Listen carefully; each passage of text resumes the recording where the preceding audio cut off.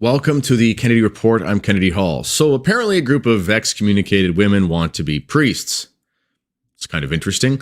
There's an article over at the BBC, a good article insofar as it's pretty explanatory, going over this crazy, wacky, weird, strange phenomena going on in this Second Vatican Council paradigm we're living through. What else is new? It's a day that ends in Y, and there's a movement towards changing the church. What else happens in the last 60 years? Now, in fairness, the church is not okaying any of this. There is discussion about female deacons and so forth, but no, it hasn't happened yet. But this article is a doozy, and we're going to go over it here in a second. But you know what, ladies and gentlemen, you only get to the situation where you're going to be dealing with this potentiality of female priests when you have an insane society, an insane church, an insane institutional side of things. And one of the ways that you can stop against the continual march of insanity in the institution of the church is to reclaim your masculinity, to be a man of the church, to be a man of God, and to reclaim what is yours, which is the Catholic faith. And to do that, I want you to watch this real quick. Let's face it, overcoming your vice and being a man of virtue seems like an impossible hill to climb. How many times have you agonized over your sin, your shortcomings, your faults? You know that without improving as a man, your family and your soul are at risk. When our ancestors braved the wilderness and the unknown to bring the faith to our land, they could only do so because they were heroic. It is time to reclaim that heroism. It is time to reclaim traditional Catholic masculinity. Let's do something about it. Click the link in the description to be part of the Canadian Martyrs Men's Conference. Reclaim.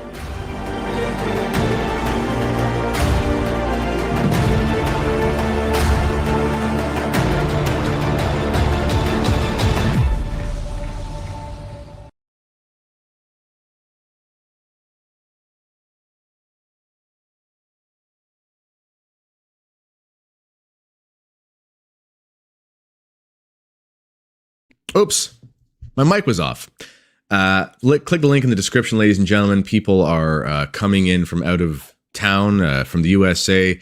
There are rumors of a big bus coming down from somewhere in Texas, a van full of guys, and it's just filling up. And it's not a huge space. I think we can fit a couple hundred or 300 or something maximum. So click the link in the description. No better time to come to Canada than during the coldest month of the year. That sounds like a good idea to me. Okay, so what about this women priest fighting thing? So we're going to read some of this here. So this is an article from the BBC, and it says, excommunicated, the women fighting to be priests. So one of these is Anne Tropiano. If you've heard her before, she's Father Anne. She's been in the news before. There she is. Isn't that wonderful?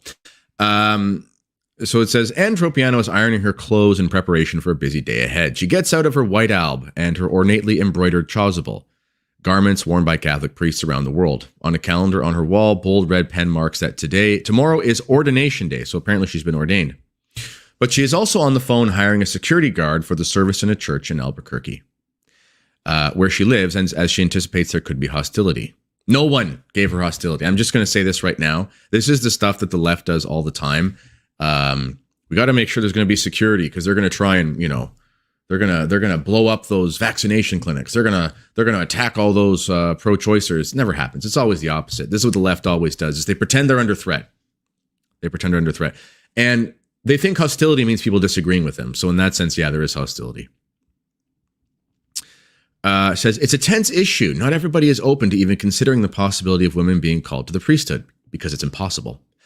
It's not only harassment in person that Tropiano is concerned about. See, it doesn't say that it's happened. It says she's concerned about it. Since sharing her hopes of becoming a Catholic priest, she says she's experienced breathtaking online harassment. Okay.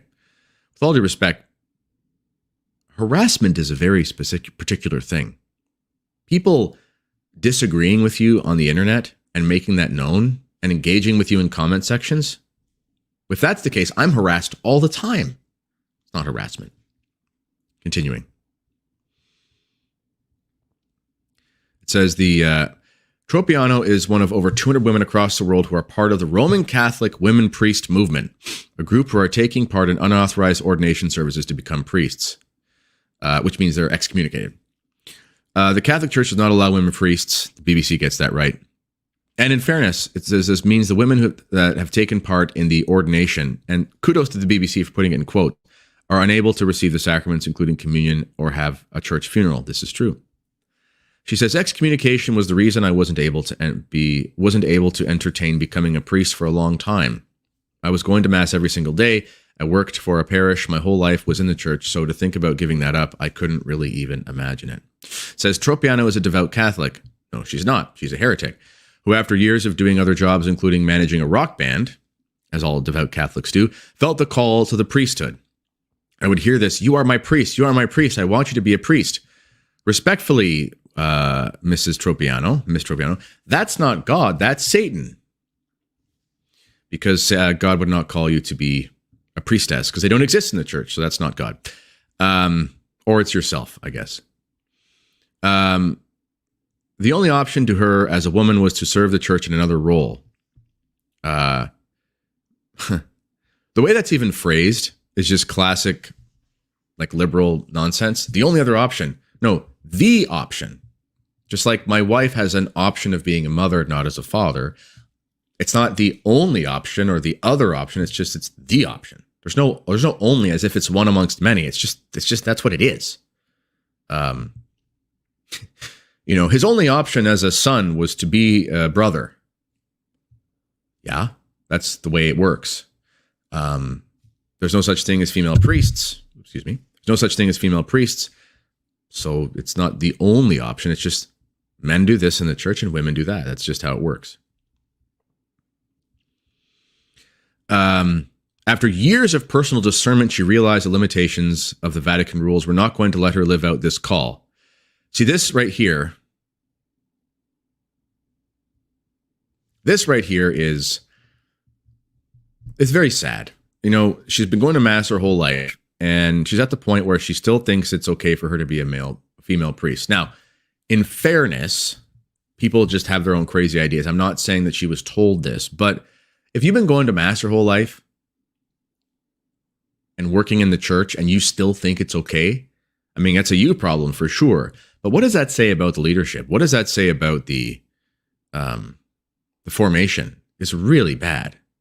I mean, there's a lot of liberal Catholics who wouldn't think that you could be a priest as a woman and wouldn't even think it's good. This is really bad. This is really, really bad. Continuing. Tropiano and other women like her are also seeing their choice to be ordained as a way to campaign against what they consider a sexist rule by the church, blah, blah, blah.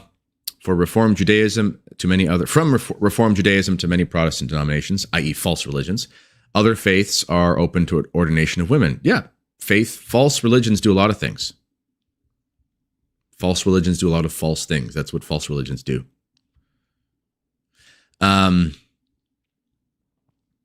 It says the Catholic for the ban on the priesthood is based on the fact that Christ chose 12 apostles. That's part of the reason. There's more to it than that, but that's part of it. She says, by the church teaching through its actions of excluding women from priestly ordination, it's teaching that women are inferior. No, it's not. Again, that's like saying, the fact that fathers are fathers, and mothers can't be fathers, although that's debated nowadays, for goodness sake. But the fact that mothers can't be fathers, that's sexist. No, it's not. It's just part of the nature of how you were created, and that's just how it works. It's not sexist. It's not anything. It's just what it is. It's just reality. It's not an ideology. It's just a thing that exists. This is interesting. The movement for women priesthood gained visibility in 2002. A group of 7 women took part in an illicit ordination service. Not just illicit, invalid, non-existent. It was not an ordination service. It was just a thing that happened on a boat sometime if people were confused. It's not a real thing that exists in reality. On a cruise ship anyway. Apparently, there was an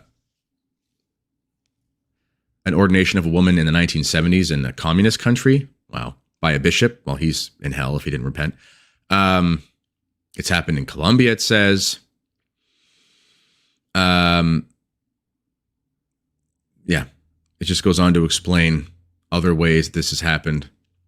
This one Colombian woman, she's part of an organization, Association of Roman Catholic Women Priests. That's an oxymoron. That's like saying Association of Roman Catholic Lutheran Pastors. That doesn't exist. It's not a thing. It's Association of Meat-Eating Vegans. It's not real. Okay, continuing. This sentiment is shared by the Women's Ordination Conference, which is not a real thing. And this is just amazing. Executive director of this conference says her favorite work is what they call Ministry of Irritation, which has seen supporters doing everything from releasing pink smoke during the conclave to lying in the road as the Pope's motorcade came through the city. For their actions, they've been tamed by police. So, okay. I'm sorry. I have to make a joke here. So this women ordination group, which is not a thing, the director said her favorite thing is being irritating.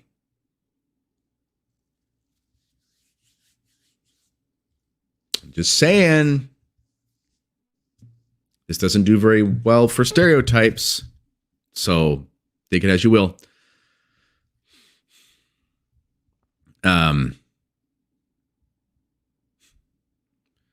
It goes on to say why it can't happen in the church, and even Pope Francis is against it. Yada, yada, yada.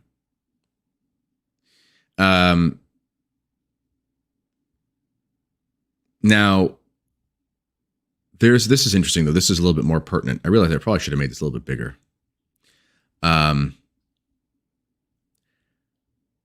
Sister Natalie Beckert works from an office in Vatican City with a picture of her and Pope Francis behind her. She was the first woman appointed to the Undersecretary of Synod of Bishops. She puts the current position on women priests simply for the church. At this moment, from an official point of view, it's not an open question. See, she's a modernist. She says at this moment, as if there could be another moment. Meaning, well, right now, that assumes it's temporal, but it's not. She's a modernist.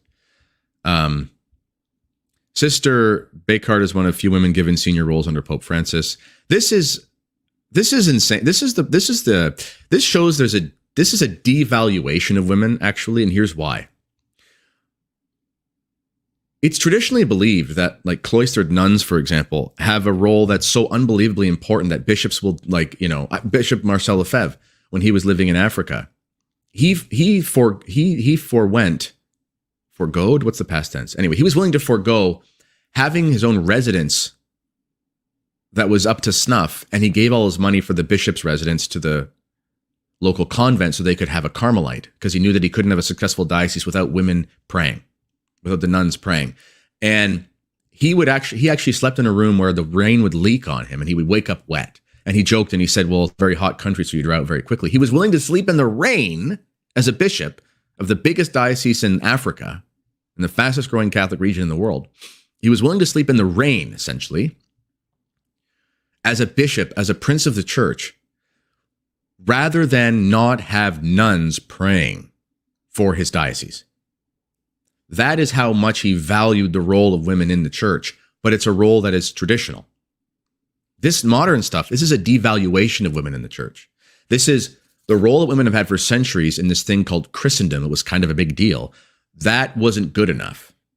This is actually hatred of women, ultimately. It's hatred of what women have always done, and this is just classic feminism. She believes there's an evolution happening, allowing more women to take up leadership roles, yet these roles are disconnected from ordination. Yeah. She says, I think we need to broaden our vision of the church. No, we don't. We need to make it a lot more narrow. Anyway. This is back to, this is describing Anne Tropiano's ordination. In a hushed cathedral, Anne Tropiano approaches the nave, faces her bishop and bishopette, proclaims full of emotion, "Here I am, I'm ready."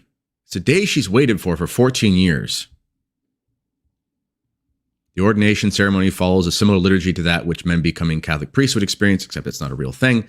During the ceremony, bishopette Bridget Mary Meehan lifted Tropiano's arms and presented her to the clapping congregation. Of course, they were clapping because that's what modernists do. They clap in church. Tropiano prides herself on being the face of a different ministry, one with more participation and less hierarchy. Oh, very good. Why would she want less hierarchy if she wants to be a part of the hierarchy? Anyway, as well as one that is open to groups traditionally questioned by the church. And of course, bring in the LGBT and all this kind of stuff and blah, blah, blah, blah, blah. Okay. Anyway, there's that. That's enough. So Father Anne has excommunicated herself from the Catholic Church. And women priests is not a thing, no matter what anybody says. Well, again, if you want to save the church from this nonsense, it's time for men to reclaim their traditional roles in the church, to be the fathers, the priests, the husbands, and so on and so forth that they're called to be. If we don't do this, then we're going to continue having Bishopette, so-and-so, and Father Anne. And if we're not careful, it's going to actually become a reality. So, like this video, subscribe to this channel. Please click the links in the description. Thank you to everyone who has supported us thus far. We actually, to all my patrons out there, I'm going to be catching up on some of that. There's so many that I can't keep up. So if you haven't received your communication and your things as part of the subscription, I'm so sorry for that. I'm waiting for stuff to come in. I'll get it, I promise. Look for it around this holiday season. Thank you to everyone who supported us so far. And one last time, Canadian Martyrs Men's Conference. Sign up. And here's a little clip. Let's face it, overcoming your vice and being a man of virtue seems like an impossible hill to climb. How many times have you agonized over your sin, your shortcomings, your faults? You know that without improving as a man, your family and your soul are at risk. When our ancestors braved the wilderness and the unknown to bring the faith to our land, they could only do so because they were heroic. It is time to reclaim that heroism. It is time to reclaim traditional Catholic masculinity. Let's do something about it. Click the link in the description to be part of the Canadian Martyrs Men's Conference. Reclaim.